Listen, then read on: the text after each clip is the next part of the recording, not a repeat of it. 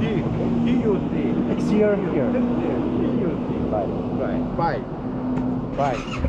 Bye.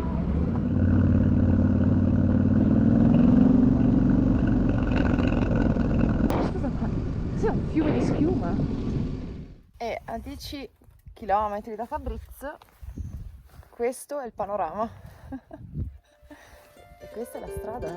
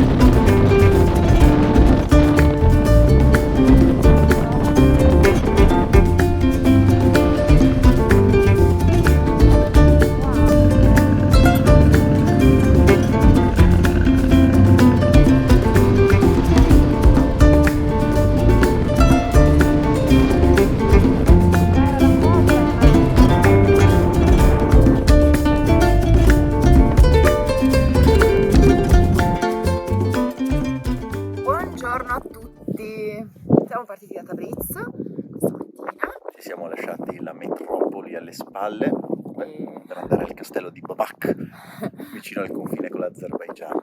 E anche già subito fuori da Tabriz ci siamo trovati delle strade sterrate con canalini. Ma dietro l'angolo, cioè finisce la città, ultima casa, sterrata, con canaline e così. Comunque non è che l'asfalto sia meglio, E non che l'asfalto sia meglio, adesso siamo su un pezzo asfaltato. Caratteristica di queste zone, anche di tante parti dell'Iran, è che non è che puoi scegliere se prendere la strada sterrata, cioè non asfaltata e quella asfaltata, cioè c'è una strada, una sola, e devi capire se quella strada è asfaltata o non è asfaltata. Nel mezzo ci sono delle montagne, Ci sono le montagne e non le vedi neanche, non è che vedi come da qualche parte quelle stradine che salgono, non c'è niente, ci sono pochissime robe per pastori e il resto è quella strada lì, devi prendere quella e basta. E quindi noi adesso andiamo avanti e vediamo cosa ci aspetta la giornata.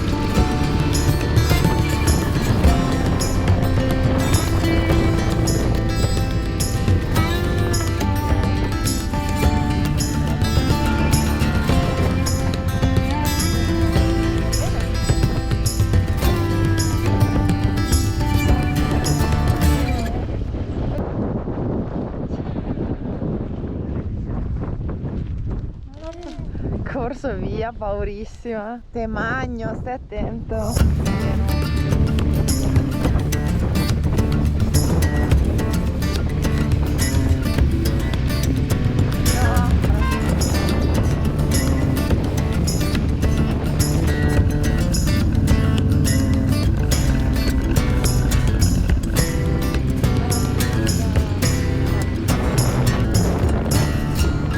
Cosa siamo?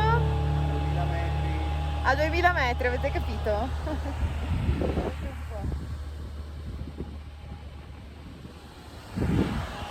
Spettacolo!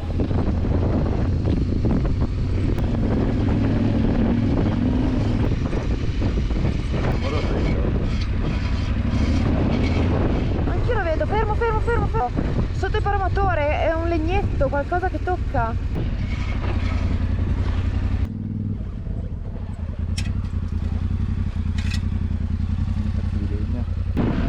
Se hanno queste forme è necessariamente roccia.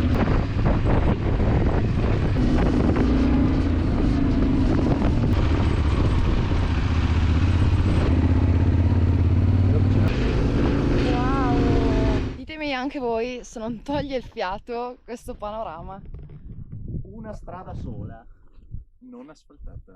Come abbiamo trovato questa strada? A caso, seguendo Osman, strade non pavimentate.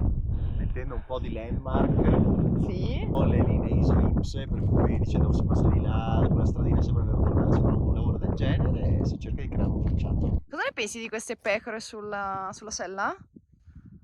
Con 20 gradi si sa da Dio. Dobbiamo ancora sperimentarle con caldi torridi. No? Se fa l'effetto fresco col caldo Questo dobbiamo esterno. ancora sperimentarlo.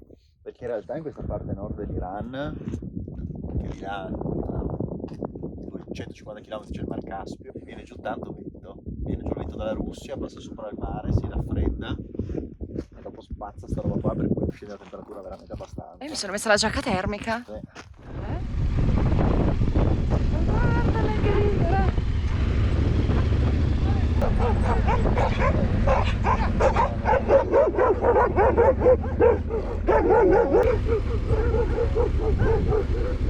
No.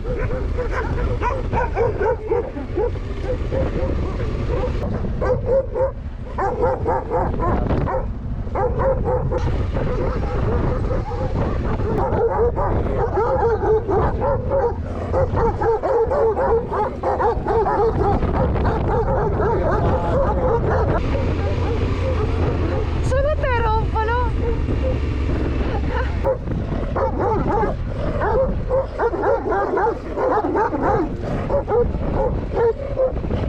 Dai, Ale, a casa.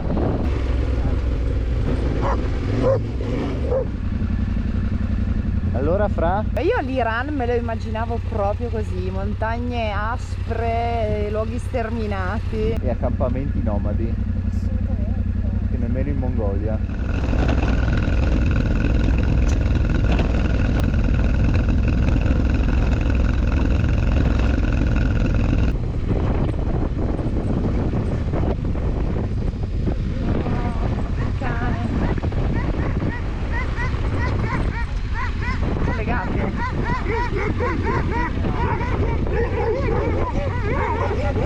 Oddio, ti sta mordendo la borsa. Vai, vai.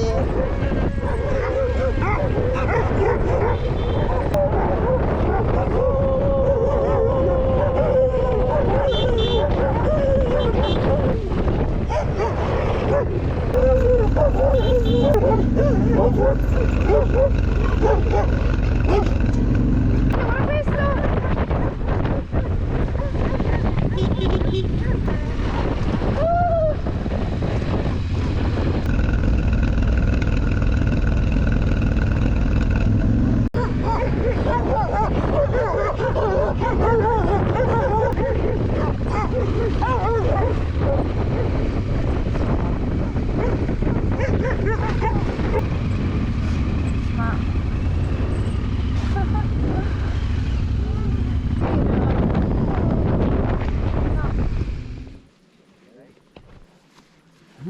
Ciao.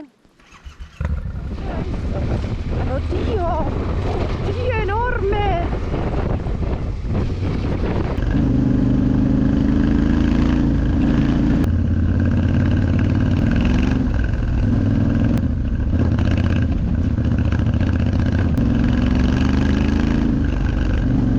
Un'unica via porta al castello di Babak, che si trova a 5 km a sud-ovest della città di Calibar, sulla cima di una montagna a 2600 metri di altezza dal livello del mare. Va bene, che bello. Allora, La salita al Babak Castle è bella ripida. Arriverete al piazzale, potete parcheggiare i vostri mezzi lì e inizia la salita. Dicono che se sei allenato ci metti 40 minuti, se non lo sai dall'1 alle 2 ore.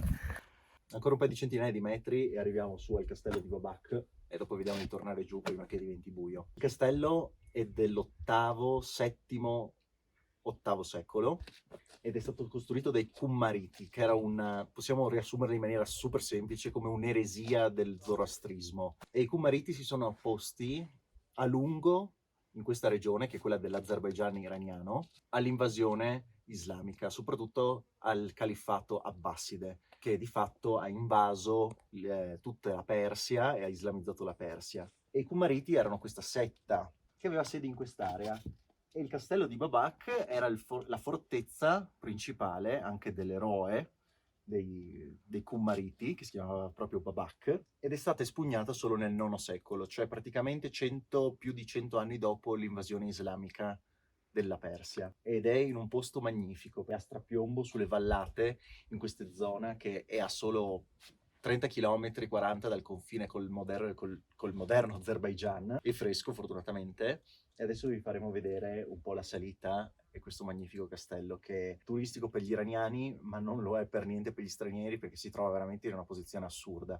Già Tabriz è lontano dalle rotte comuni, fra virgolette, per chi arriva in aereo, perché si trova veramente nel nord, nella sezione nord-occidentale dell'Iran, e questo è proprio in mezzo alle montagne, però valeva assolutamente la pena vederlo.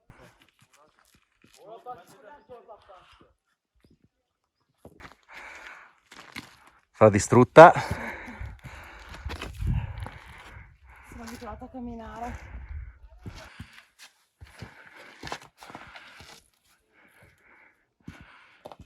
Siamo talmente vicino all'ex blocco sovietico che anche la radio parla in russo.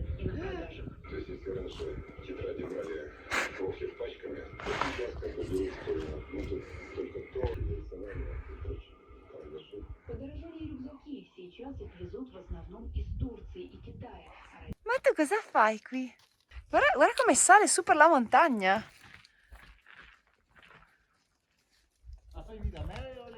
Le mucche? Oh bella, sei più allenata di me? Guarda che agilità.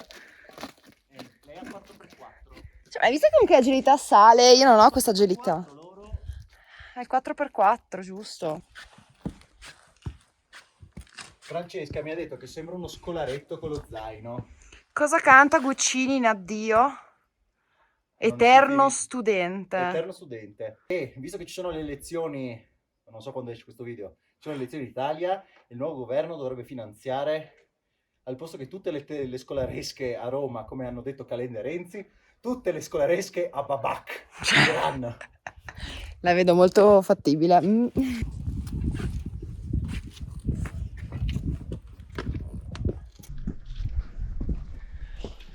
Stiamo percorrendo la scalinata esterna, questo è il fiatone del fumatore, a strapiombo sugli abissi e gli orridi. Gli orridi davvero. La scala va su. Beh, vi portiamo con noi, non potete negarlo. Assolutamente, anche nella fatica. Dopo mi ho preparato una sigaretta. Ma quei perimetri? Qua sotto sono le mura esterne, là sopra era proprio la cittadella, la fortezza. Sotto c'erano i magazzini, gli armi, frecce, scalpellini che si occupavano della riparazione del castello, fabbri e queste cose qua. Quando arrivi su ti sei dimenticato qualcosa. Io mi sono sempre domandato come fai a espugnare un posto del genere, perché cazzo, se arrivo io su con l'armatura, 20 kg di cotta di maglia, la spada e vedo un posto del genere, non è che ci abbia tanto voglia. Poi c'è quello sopra che mi tira giù i sassi, cioè preferisco disertare. Ecco, io sarei stato un disertore in questo caso. Senso del dovere. Senso del dovere zero. Morire solo per andare a vedere queste cose vale la pena. Questo è un piccolo appello agli architetti moderni a inserire le strutture nell'ambiente circostante, perché a quanto pare nell'VIII e nel IX secolo gli veniva molto meglio che al giorno d'oggi, piuttosto che fare dei cazzo di ecomostri.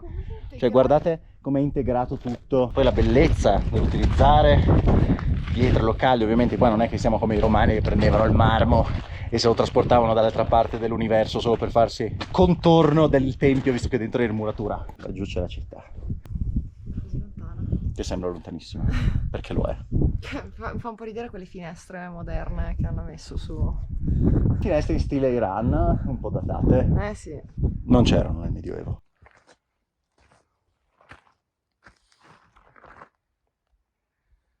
Ci troviamo di fatto davanti all'ultima scalinata della cittadella.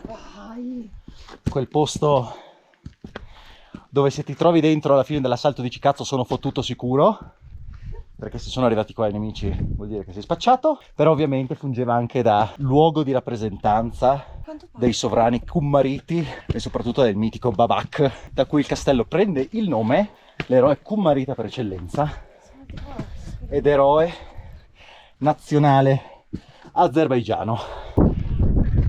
Restauro in corso e Francesca che è sopravvissuta alla salita. Yes! Guarda che divento! Adesso dicono vale sempre la pena, perché ci andiamo a cercarcele, così chiamate la Farnesina per noi. Oh, fai un video ma non riprendere i sacchetti, in realtà qua stanno lavorando, stanno mettendo un posto, quindi è tutto un po' una munnezza. Un po'. Però adesso vi portiamo giù.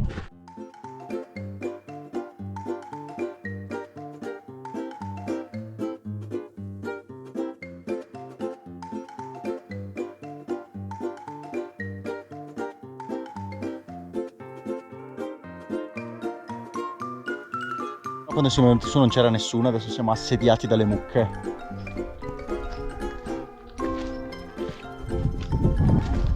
Proprietario sconosciuto.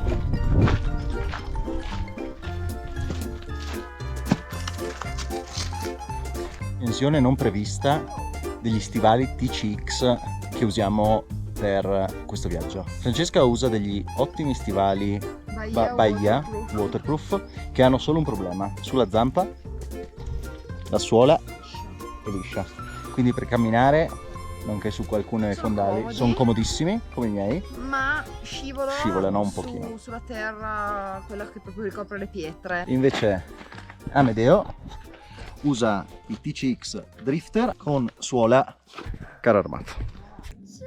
Quando non siamo sulle moto ci vogliono anche bene. È il motore che gli disturba. Music!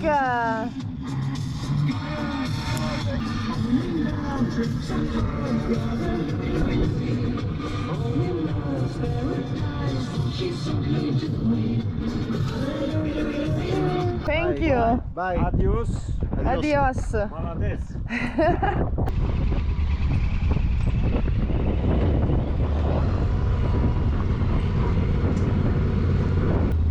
Bello. Ciao bellezza.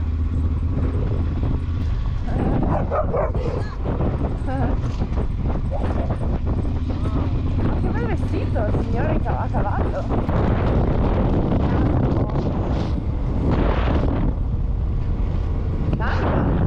Oddio, anche tu dietro stai credo sulla nuvola che mi sono mangiata io oggi, caro. Vuoi darmi una mano? Vuoi darmi una mano? No, per i capelli.